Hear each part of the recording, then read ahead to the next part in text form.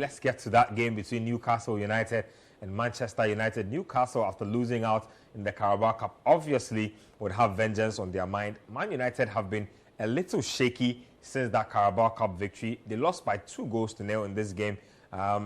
Coach, is that a result that should worry United generally? I mean, on the fallout of the game, individual player performances, tactical execution, is there any aspect where United fans should look at that game that was played and say, wow, these are worrying times? No, I don't think so.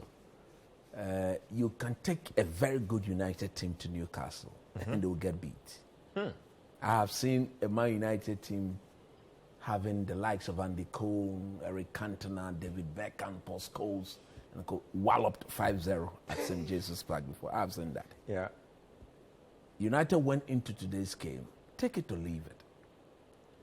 When Casemiro is not in this team, the team is never the same. I have said, and I'll continue to stress that. Last season was the worst Premier League appearance or season for Manchester United. Man United were so poor last season because of the fact that they didn't have a midfield. Yeah. Scott McTominay goes to Scotland. He scores 2 beautiful goals of, I think, 3-2 or 4-2. He scored two back-to-back braces. Back-to-back braces, 4-2. And then all of a sudden, people think he has arrived. He's not the real deal. He's only in this team because there's no Eriksen, there's no Casemiro. That's why I say people shouldn't worry. And it is an away game, very difficult away game. Yeah. Casemiro will come back after the Everton. Man United, next 2 games are at Old Trafford.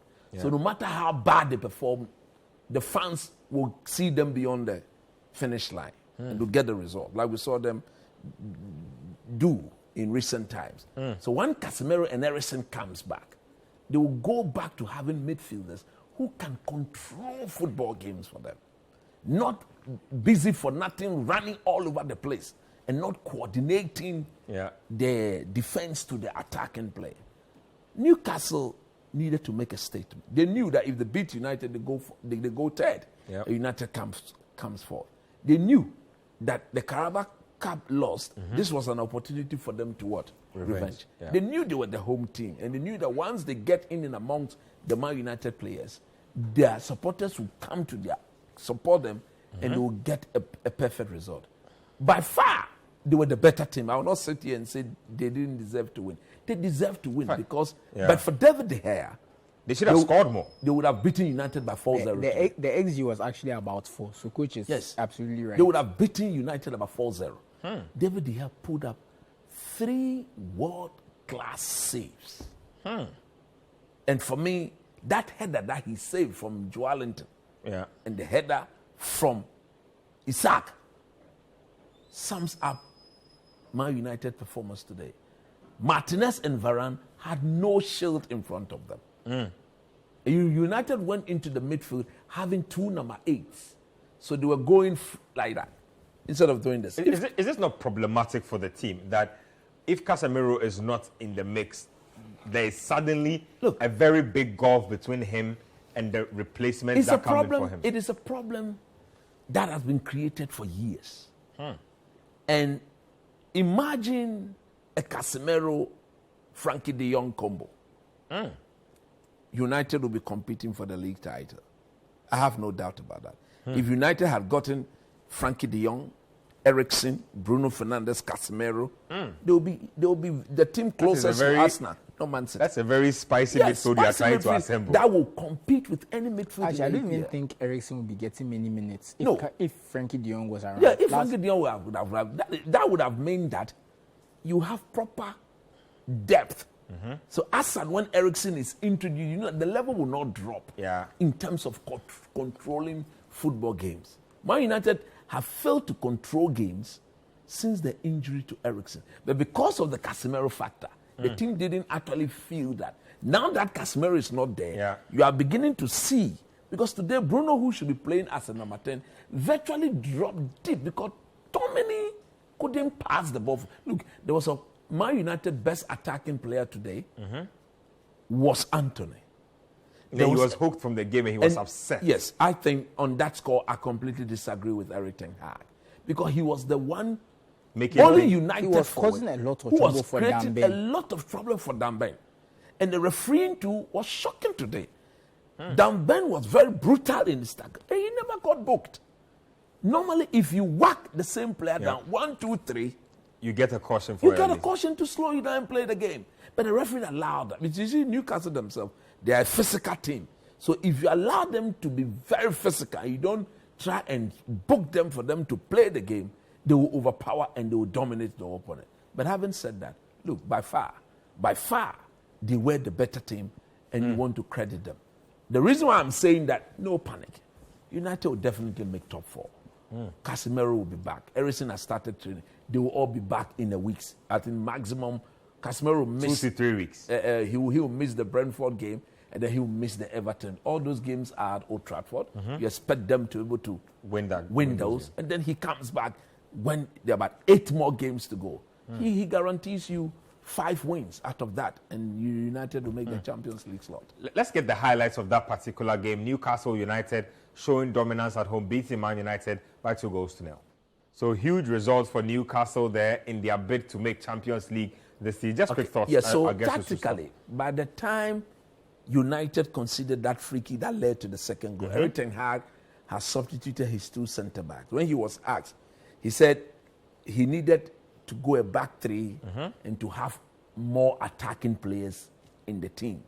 So he pulled off Varane, he pulled off Martinez. So United had no proper headers of the ball because Varane, Vegas, and McTominay are the only 3 players with decent height. Now, on that free kick again, Anthony Martial was marking the first post. Behind him, there was Bruno. Behind Bruno, there was Rashford. Behind Rashford, there was the Newcastle striker. And then behind the Newcastle striker, there was Lindelof. It was a 4v1 situation. Of all the United players, the best header of the ball is Lindelof because he is the defender. He is accustomed to know how to deal with such situations. So one would have thought that in defending, common sense, I repeat, common sense would tell you that you don't go and stand behind Callum Wilson. Eventually, you can only get to the ball when Callum Wilson does not get or when he misses the ball. That is when you, as a defender, stand a chance. Rather, you should be very close to him neck to because all the other Newcastle players were playing on the edge of the 18-yard box, ready to run because they knew that they were leading at the time. So they didn't want to commit in case United were to get the counter-attack. So Lindelof, this is another reason why he should be sold. He should be sold simply because you are the best header of the ball as at that moment. And it's a 4v1 situation. Allow Martial and Co to do their zonal marking, first ball, but you should be neck to neck, sideways, controlling the movement of Callum Wilson and competing with him in the air. There was nothing of that. Rather, look at the goal. Callum Wilson was heading the ball and he was behind Callum Wilson, also swinging his head. To do what? You are heading the air. Ten Hag would take certain decisions. Today's game highlighted the reason why this manager needs to be backed in the transfer window. And the best way to do so is for the Glazers to go. They are overstaying. They've overstayed their reign in this club. When the financial statement was released, this team is owing close to £900 million. Sell the team to the Qatarians. Sheikh Ni Abba Artani Mubarak. I'm going to sit on the board of United. My position is unquestioned. We are buying the team and clearing the debt immediately. Then Ten Hag, £500 million. Go and spend and come and compete. Interesting. Just before we talk about the man, speaking about the debt, the worst part about this debt is it's not the club generating the debt. It's the Glazers using United's revenue to pay their debt. So what they do is basically they kind of move their finances, even their takeover. They take money that Man United has made. They borrowed money to buy the club, and the club is basically paying for its own purchase to its owners. It's a strange situation. It's a strange, and we have somebody who says, "I'll buy the club and pay the debt, clear the debt." Honestly, then I feel there's like another rich people, man they saying, get away with "I too go and much borrow and because come and pay." it's only rich people can take a loan to buy something, and there's something is paying for the loan. Sheikh Jassim. But let's get to the game and the serious issue. That was a very poor performance from United. I think they were dominated from minutes 1 to 90. There was not really much you see from the game that you can see is a positive. You can only say, okay, there's no Casemiro, that's why they didn't play like that. But that in itself is a bit of a problem because the fact that there's no backup for Casemiro, there's no other profile of a number 6 in the squad is a huge problem. It needs to be addressed. It will be addressed. Hopefully, over the summer they'll do that. They will address this also tells us something about United, and we've been saying this since Michael Carrick. They've not bought a top number 6. They brought matches at the end of his career. So even though he was able to do some 1-2, he was a spent force. He was on the decline, and the lack of squad building has been what has hurt Man U the most in the last few years. Yes. Because I look at a lot of players who've come to Man U and not necessarily They've performed. been waste. And you think about if the midfield was proper, what some players could do. You think of Paul Pogba. He's a lazy player. Forget about him. You think of I'm just saying that you think you could definitely see some improvements. Other players. He was a very lazy player, not focused on his job. Lazy player. Paul Pogba has been restarting his career for like the last 2 years. He's been very I'm just saying that you feel like when you're maximizing talent, you have to make the best situation possible. And not having a number 6 is criminal. Look at every top team. And the number 6. See, that we agree with. Every United fan has complained of the lack of number 6. So Ten Hag came, he sees that he's brought in Casemiro. But now you in the team, we can't have one number 6. You need to at least 3. And that's what I'm saying. If you look at the way the team played today, it was so bad. McTominay. And that's the thing. I don't even think Newcastle were as direct and dangerous as they could be. Because there were a lot of times Alan Saint-Maximin didn't even, we spoke about it, he didn't attack Diego Dalot like the way he should. He kind of was 1-2, but he did. Look at if he had decided to go at Dalot. I don't think Dalot. We just saw the highlight. You saw McTominay, isn't it? When I said, look at him. Just walking. He was walking. You, as one of the DMs of the team, even as a number 8, when the ball is ahead of you, when you are in front of the ball instead of being behind the ball, you don't walk.